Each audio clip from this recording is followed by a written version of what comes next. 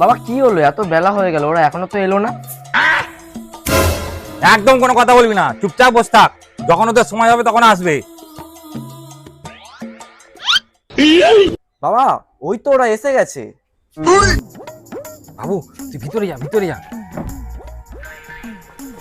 বসুন বসুন বসুন বসুন।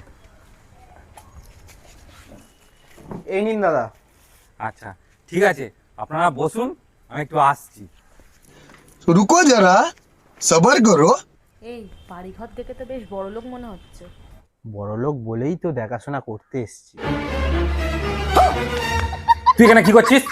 তোকে বলছি না ওখানে গিয়ে বস, যা ওখানে গিয়ে বস আগে। বাবু শোন শোন শোন, এনে মিষ্টিটাকে ফ্রিজে রেখে দে, আর শোন আমি যতক্ষণ না ডাকবো ততক্ষণ বেরোবি না, ঠিক আছে?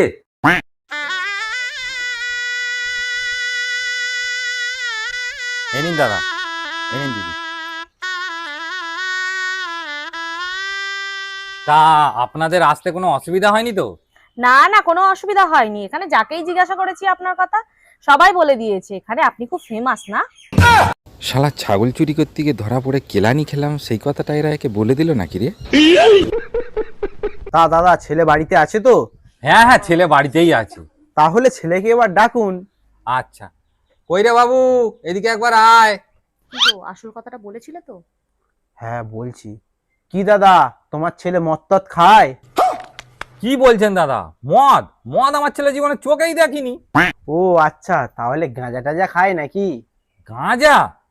না না, একদিন আমার ছেলে রাস্তা দিয়ে যাচ্ছিল, 4-5 জন বসে গাঁজা খাচ্ছিল, সেই গন্ধে 4-5 দিন অজ্ঞান হয়ে পড়েছিল বাড়িতে।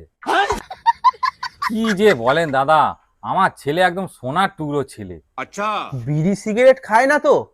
কি বলছেন দাদা, আমার ছেলের বন্ধু বান্ধব বিড়ি সিগারেট খায় বলে আমার ছেলে ওদের সাথে একদম মেশে না। হ্যাঁ, এইরকম ছেলেই তো আমরা খুঁজছিলাম। হ্যাঁ হ্যাঁ, তাহলে দাদা আপনার ছেলেকে এবার ডাকুন। হ্যাঁ হ্যাঁ ডাকছি। সান্নিক, বাবা এদিকে একবার আয় তো। দাদা, এই আমার ছেলে।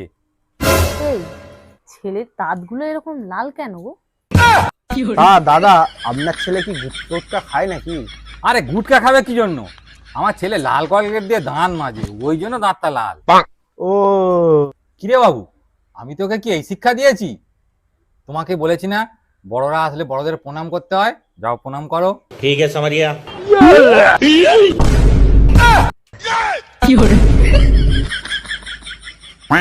না মানে ও বিড়ি টিড়ি খায় না, আসলে একটু আধটু খায় সকালবেলা পায়খানা যাওয়ার সময়,